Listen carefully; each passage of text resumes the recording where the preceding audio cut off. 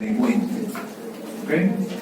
Vamos a empezar con los trastornos del sodio y empezaremos con la hiponatremia. A ver, el primer concepto general y claro que hay que tener en cuanto a disturbios del sodio es de que primariamente existen problemas o trastornos del agua. Cada vez que veamos hiponatremia en frecuencia, siempre lo primero que debemos de pensar es de que el paciente lo que tiene es una mayor cantidad de agua en relación al sodio. ¿Okay? Y esa de lejos es la principal causa. Por eso que si nosotros podemos acá, fíjense, didácticamente separar entre las posibles causas, una por exceso de agua corporal total, que de lejos es la principal causa, como les digo, y la otra, claro que también la podemos ver, pero con mucho menos frecuencia, que es por disminución real de la concentración corporal de sodio. Por eso es importante hablar del agua. Es importante recordar qué cosa, la cantidad de agua que normalmente tenemos en el organismo, ¿no? Ustedes ya esto lo precisan muy bien, 40% en el intracelular, 20% está en el intersticio, propiamente 5% en el plasma, transcelular solamente 1.5%, ¿ok? Y fíjense que las concentraciones de agua van a variar según el grupo etario, ¿ya? Evidentemente es mayor en el infante.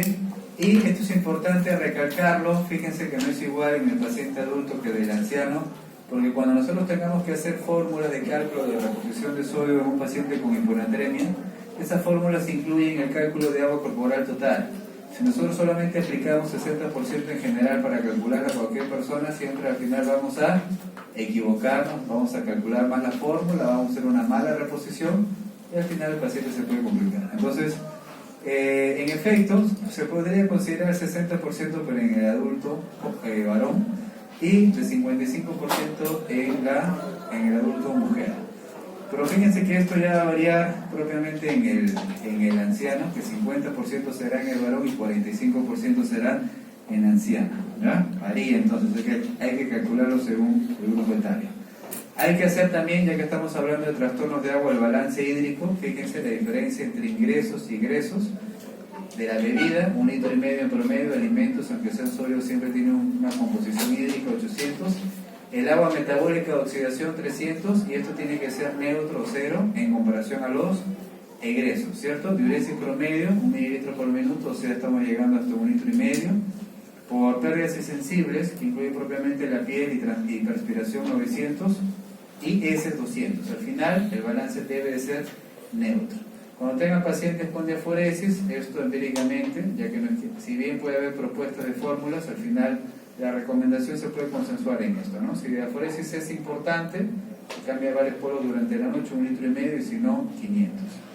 Muy bien, también puede variar en cuanto a la hiperventilación y la fiebre. Muy bien, entonces en hiponatremia, fíjense, cuando hablamos de hiponatremia como tal, si el sodio es menos de 135 miliequivalentes por litro, hay algo importante en cuanto a sodio. ¿El sodio qué cosa es? El principal determinante de la osmolaridad en sangre, ¿cierto? Entonces, teóricamente, yo podría pensar de que si tengo más sodio, podría tener aumento de la osmolaridad en la sangre, ¿cierto? O si tengo disminución del sodio, podría tener una disminución de la osmolaridad.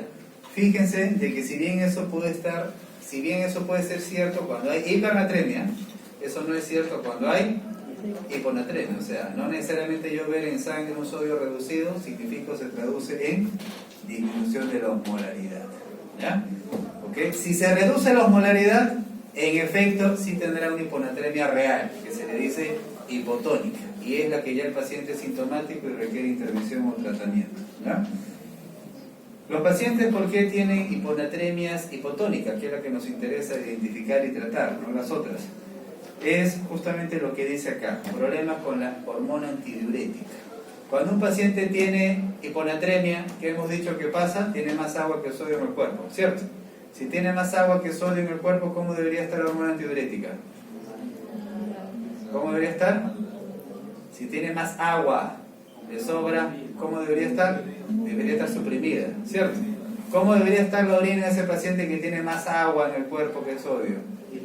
Diluida, ¿cierto? Y en efecto, fíjense que a pesar de que el paciente, estamos hablando ya del enfermo con hiponatremia hipotónica, tiene reducción de la osmolaridad y debería estar en la ADH suprimida, fíjense por qué es lo que pasa. Hay secreción del ADH, ¿ya? Entonces, si hay secreción del ADH, ¿eso qué puede afectar? La capacidad de dilución urinaria, ¿cierto? La orina debería estar diluida, pero no lo está porque tiene secreción de ADH. En eso se resume la fisiopatología, ¿ok? Listo. La osmolaridad sérica, ¿cómo yo la puedo estimar? Si bien la puedo medir directamente laboratorialmente, normalmente en la práctica hospitalaria ustedes la estiman, ¿cierto? Con esa fórmula de 2 veces sodio más glucosa entre 18 y la urea entre 6. Esto tiene importancia porque tenemos que hablar de tonicidad, ya sea si el medio es hipertónico o hipotónico, recordando que la definición de tonicidad siempre se refiere a la presión osmótica de una solución en relación al plasma, o sea, si la solución es hipotónica, significa que la osmolaridad es menor a la del plasma, y si es hipertónica, lo contrario. Y la importancia de esto es que en el medio hipertónico, ¿qué es lo que se va a inducir? En las células, incluidos los eritrocitos, crenación, ¿cierto? Porque el agua siempre se desplaza por ósmosis, o sea, va de menor a mayor concentración, ¿no? Si hay mayor concentración fuera del elemento forme o de las células, el agua saldrá, se deshidrata esa célula. En cambio, en el medio hipotónico, lo que va a suceder es lo contrario, ¿cierto?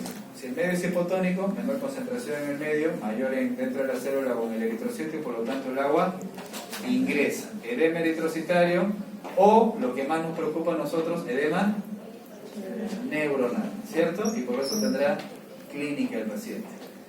Muy bien, este cuadro ya lo han visto seguramente en medicina interna, es el tradicional de que clasifica las hiponatremias que se sigue utilizando, clasificada según la bulimia, hipovolemia, euvolemia y hipervolemia, ¿no? Básicamente la diferenciación es propiamente en cuanto a la valoración clínica, en cuanto al exceso de agua, ¿no? Si hay hipervolemia, normalmente se asocia a la presencia de edema. Si hay hipovolemia, hay un antecedente normalmente de contracción del volumen. La euvolémica, para fijar y recordar, fíjense, el sodio urinario se puede ver en estas enfermedades que incluye también al CIGAT, ¿ya? La secreción inapropiada de hormona antidiurética. En las hipervolémicas, más bien encontraremos acá el sodio urinario reducido, porque en estas enfermedades, más bien, justamente se capta más sodio desde el riñón, ¿ya? Y por eso es que hay mayor captación de sodio y mayor captación de agua.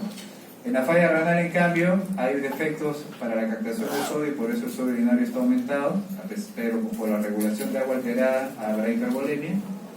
Y fíjense que las causas hipovolémicas que está puede estar relacionada a la deshidratación, la encontraremos acá, ¿no? Cuando hay vómitos, diarrea, paciente gran quemado, es un paciente deshidratado, pierde agua, ¿qué es lo que hace el riñón? Capta sodio, por eso el sodio lo vamos a encontrar reducido. Y por la pérdida de agua finalmente encontraremos hipovolemia. O también podría ser de que hay un defecto renal que más bien se encargue de la pérdida de sodio, como la nefropatía perdedora de sal. Muy bien, entonces cuando yo les he dicho al comienzo que la principal razón de hiponatremia es por el exceso de agua, ¿dónde nos fijamos? Acá, ¿cierto? ¿Qué significa? Que esta causa será muchísimo menos frecuente. Y esta de acá de euvolemia tendrá que ser por descarte, ¿ya? Ok, entonces cuando el paciente tiene una hiponatremia real porque es hipotónica, yo puedo encontrar trastorno del sensorio. La clínica en cuanto al compromiso neurológico de la hiponatremia es múltiple, ¿ya? Fíjense que hay diversas sintomatología, letargia, agitación, etcétera, mientras más se va reduciendo la concentración de sodio en sangre hasta que llega a la severidad cuando es menos de 120 del equivalente del litro, ¿no? Entonces acá, fíjense, en una hiponatremia, ¿qué es lo que va a pasar? Edema neuronal, ganancia de agua, ¿cierto? Por la calota craneana no se puede expandir, entonces será por esta razón donde vamos a ver las principales manifestaciones clínicas en la hiponatremia en general. Y el organismo tiene un mecanismo de adaptación. Como todo está relacionado al principio de ósmosis, de desplazamiento del agua, ¿qué es lo que hará el organismo? Si el agua está ingresando porque está en un medio hipotónico, ¿qué es lo que hará entonces la neurona? ¿Qué es lo que hará la neurona? Todo es ósmosis, de menor a mayor concentración. ¿Qué es lo que dice acá, pues? ¿Qué dice? Va a perder osmolaridad, pues, justamente, a la neurona. El medio es hipotónico y por eso entra el agua hacia la neurona. Entonces, para que no entre, la neurona tiene que bajar su osmolaridad. ¿Y cómo lo hace? pierde electrolitos como lo ven ahí, ¿cierto? Ese es el mecanismo de adaptación. Y a largo plazo incluso perderá los molitos orgánicos, los idiógenos, ¿ya? La taurina. Entonces, primero pierde electrolitos y luego ya los molitos orgánicos. Entonces, si está ocurriendo esa fase de adaptación en el paciente, ¿qué pasaría si nosotros le damos una terapia inapropiada? Terapia inapropiada, ¿qué cosa es? Cuando el paciente tiene hiponatremia hipotónica por disminución de la osmolaridad, lo que nosotros tenemos que darle es sodio, ¿no? O sea, tenemos que darle un medio hipertónico, pero tiene una concentración y una dosis.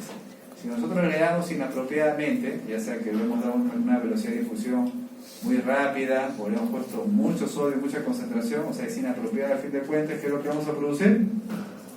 Lo contrario. Lo contrario que va a hacer, que más bien estamos exponiendo al paciente a un medio hipertónico. Y si hay hipertonicidad, ¿qué es lo que va a pasar con la neurona? Pierde agua y se deshidrata, ¿cierto? Y ese cuadro clínico como complicación iatrogénica, ¿cómo se llama?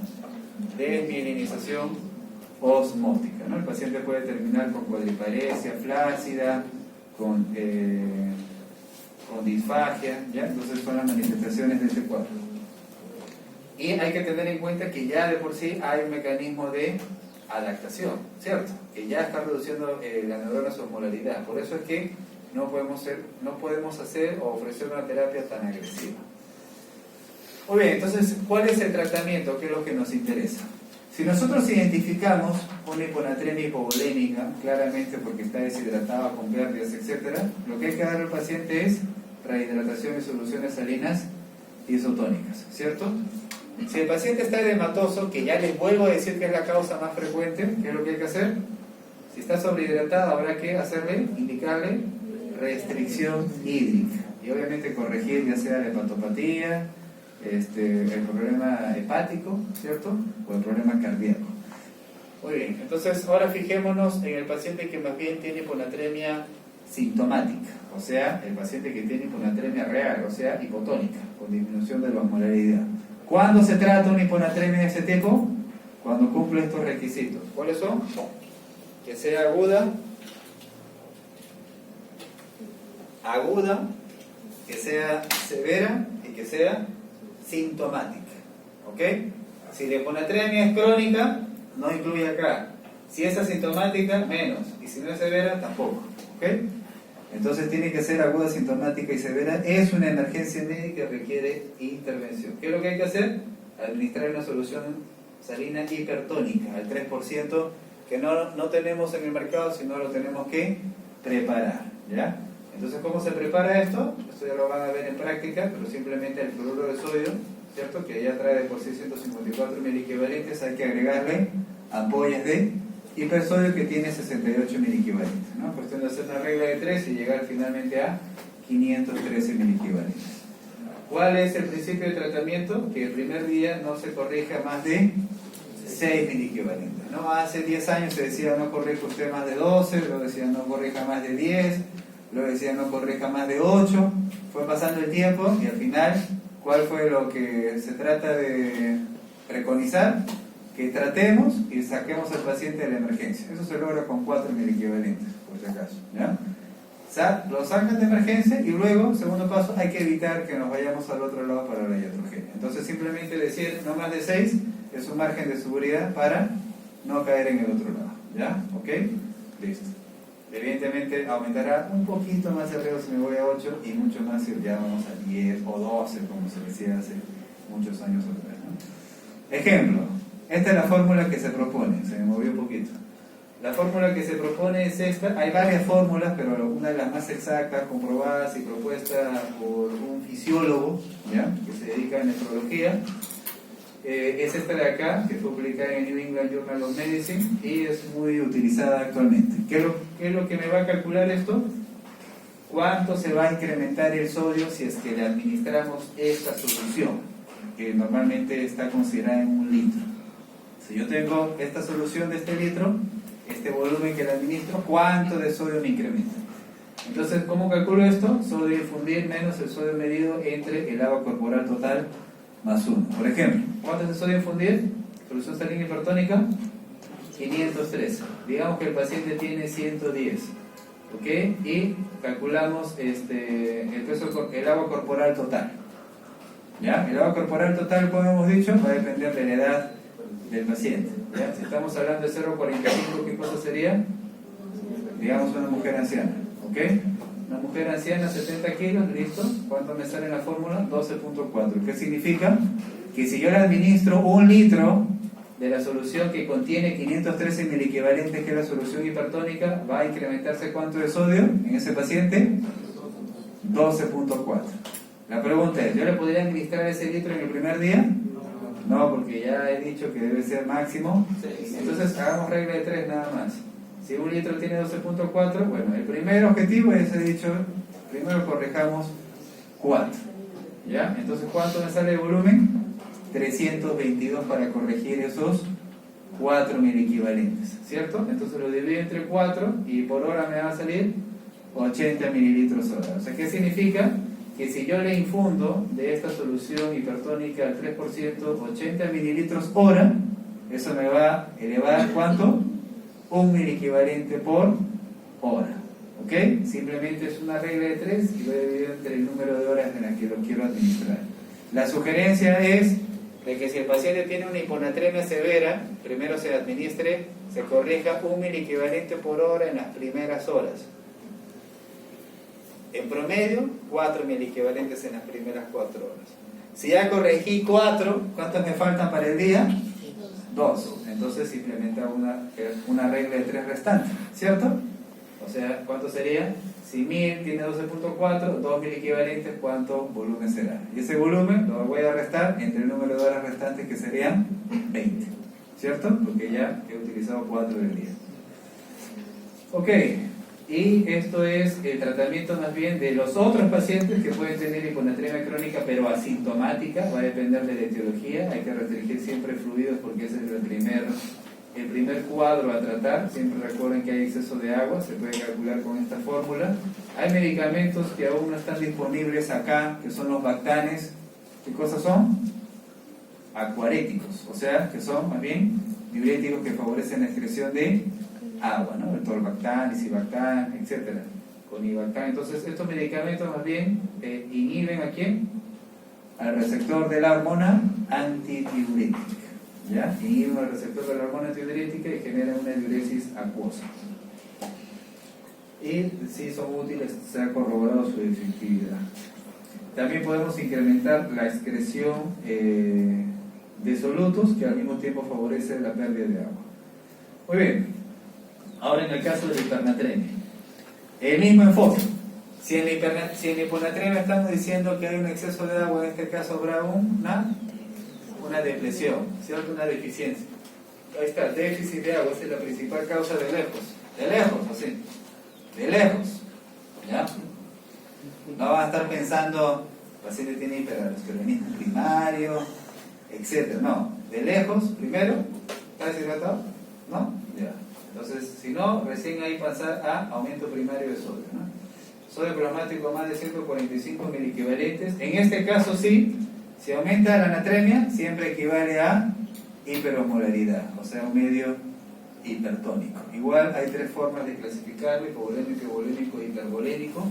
Fíjense que la hipernatremia, una de las causas es la diabetes insípida, ¿no? ¿Cómo se reconoce esto? Porque el paciente 1 tiene poliuria, ¿cierto? 2, hipernatremia, y 3, porque tiene un defecto de la acción de la hormona antidiurética, ya sea porque no se produce, se le dice central, o porque no actúa en su receptor periférico y se le dice nefrogénica. Muy bien.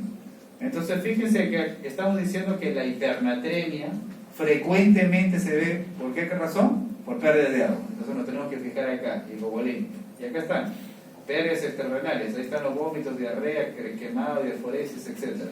Si el paciente está deshidratado, reabsorbe agua y sodio, pero reabsorbe agua y sodio, pero igual el paciente tiene gran pérdida de agua y por eso tiene hipernatremia. Y fíjense que por otro lado, en el caso de que el sodio urinario esté aumentado, eso se ve con los diuréticos de ASA. El diurético de ASA produce tanto hiponatremia, porque también estaba en el otro cuadro, en la otra clasificación, pero también produce hipernatremia. ¿Cuál es más frecuente? ¿Que produzca hiponatremia o que produzca hipernatremia? Es que produzca hipernatremia, ¿ya? Porque si bien es un diurético de asa, en realidad y genera pérdida de sodio, genera más pérdida de agua que de sodio. Y de las causas hipervolémicas que son menos frecuentes, ahí sí hay una ganancia primaria de sodio, que puede ser ahí el hiperaldosteronismo, porque el paciente está recibiendo bicarbonato de sodio. Sintomatología, sed intensa, recuerden que es un síntoma altamente sensible a la osmolaridad en el paciente, hay que preguntarle si tiene sed. Y también habrá manifestaciones neurológicas, en este caso como de la consecuencia de la pérdida de agua. Hay pérdida de agua, habrá mecanismos también compensatorios. ¿Qué hará la neurona? Si el medio es hipertónico, ¿qué es lo que tiene que hacer la neurona para que no se desplace agua? Aumentar su osmolaridad. Gana electrolitos, luego gana en el tiempo osmolitos orgánicos. Si le hacemos una terapia inapropiada, ¿cuál es la terapia de una hipernatremia con aumento de la osmolaridad? Es que le demos solo lo contrario, un medio hipotónico, ¿cierto? Si la terapia es inapropiada, el volumen de infusión es muy rápido, ¿qué yo puedo producir? Lo contrario, o sea, edema cerebral. Muy bien, entonces hay que corregir la depresión, que es lo más importante por la deshidratación en el líquido extracelular. Y en el paciente que tiene una hipernatremia hay que darle medios hipotónicos, ya sea solo salino hipotónico o de soros al 5%. Se respeta la misma razón, no hay que corregir más de un miliequivalente por hora y luego ya se va reduciendo de 0,5 a menos en las siguientes horas. Se aplica la misma fórmula, solo que nos va a salir el resultado ahora en menos, en negativo, ¿cierto? Si yo aplico la misma fórmula, quiero que ya no voy a poner 513, sino la cantidad de sodio que estoy calculando en esa solución hipotónica. Por ejemplo, destroza 5% y lo pongo en una ampolla. ¿Cuánto de sodio hay ahí? 68 nada más, ¿cierto? Entonces, aplico la misma fórmula y al final me va a salir negativo. O sea, si yo le paso ese litro, ¿cuánto de sodio va a bajar? ¿Ok?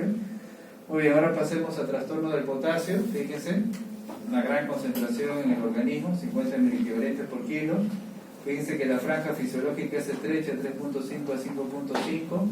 Es importante porque mantiene el potencial de membrana, ¿no? O sea, la diferencia de cargas entre el intra y el extracelular, ¿no? Por esa razón, si el paciente tiene trastorno del potasio, puede afectar el potencial de membrana y tener arritmias, ¿no?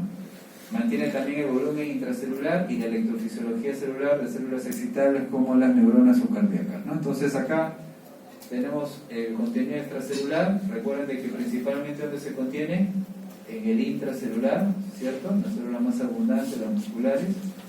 Y acá está la regulación normal, ¿no? Hay más sodio en el extra y más potasio en el intracelular, ¿no? El determinante de la osmolaridad en el extracelular es el sodio y del intracelular es el potasio. Y la razón por la que se mantiene así, gracias a quién es? A la bomba 3 sodio potasio ATPase. Muy bien. La aldosterona también tiene una participación muy importante porque el principal regulador de potasio en el organismo es el riñón, ¿cierto? Y específicamente en el túbulo distal gracias a la acción de la aldosterona. ¿Qué es lo que hace la aldosterona acá? Reabsorbe sodio y también forma canales para eliminar potasio, ¿no? Esto ocurre en el nefrón distal. Muy bien, entonces ¿cuál es el enfoque en una discalemia? Uno, medidas de urgencia.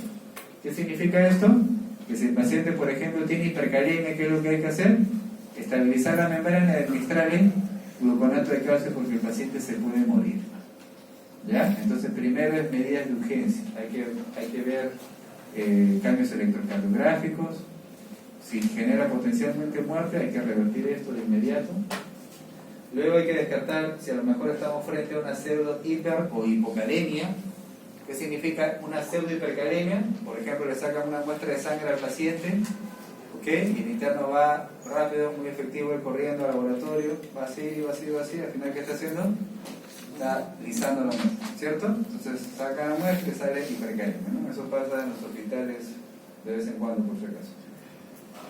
Pseudohipocalemias también puede haber. Hay que evaluar la respuesta renal porque es el principal órgano de regulación y recién ahí se establece el diagnóstico diferencial. En hipercalemia específicamente, bueno, nuevamente hay que descartar pseudohipercalemia, esto es en cuanto ya a la etiología. Sobrecarga endógena, por ejemplo por hemólisis, hipercatabolia, necrosis. Otro grupo grande de enfoque frecuente en hipercalemia es por cambio transcelular. ¿Qué significa esto? Frente a una acidosis metabólica. Cuando hay carga ácida en el extracelular, esto puede favorecer la salida de potasio al extracelular. Y finalmente hay que ver la respuesta renal. El riñón puede ser la causa de hipercalemia por dos mecanismos. Uno, porque el filtrado esté reducido. Si la persona, por ejemplo, tiene insuficiencia renal o está deshidratado y el filtrado se reduce, podría ser hipercalemia. O la otra razón es que, de lo que hablábamos, de que el túbulo distal más bien esté reducido en su capacidad de eliminación o de secretar potasio. ¿Dónde vemos esto? En el hipoaldosteronismo. ¿Ya? Entonces, una forma así simplificada, práctica, didáctica para hacer el flujograma diagnóstico de la hipercalemia. Esto es causas transcelulares por acidosis, se incrementa el potasio. ¿Y el paciente cómo lo encontraremos? En cuanto a miedo de urgencia, que es lo primero que tenemos que ver. Cuando hay hipercalemia, ¿qué cosa es esto? La presencia de las ondas P picudas, pero también fíjense que hay una depresión de la onda P, una prolongación del segmento PR, del intervalo PR, como vemos acá. Prolongación del segmento QRS, también podemos ver, y esto va a inducir ¿qué cosa? Bradicardia e hipotensión, ¿no? Todos los pacientes que están con hipercalemia, ¿qué es lo que hay que hacer? De frente, frecuencia cardíaca. Si tiene bradicardia, en cualquier momento el paciente hará fibrilación ventricular y paro cardíaco. Tratamiento de la hipercalemia, entonces ¿qué será? Fíjense, el gluconato de calcio actúa en forma inmediata, 15 segundos, ¿ya? Eso está muy bien. Esto estabiliza la membrana y nada más. Pero luego tenemos que favorecer tratar la hipercalemia de dos formas. Por un lado, llevarlo hacia el intracelular o eliminar el potasio del organismo, ¿no? ¿Cómo lo llevamos al intracelular? Con la administración de insulina y glucosa, con beta-2 agonistas y con bicarbonato de sodio. Está en orden de mayor efectividad. Y finalmente, la eliminación de potasio del organismo, ¿cómo lo haremos? Con diuréticos, con furosemida, que será la primera terapia de elección, resinas de intercambio, que disponemos en el mercado ampliamente, y finalmente la diálisis. ¿La diálisis cuándo se indica? Solo cuando la hipercalemia es refractaria. ¿Ok? Muy bien. ¿Tienen alguna pregunta? Pregunten.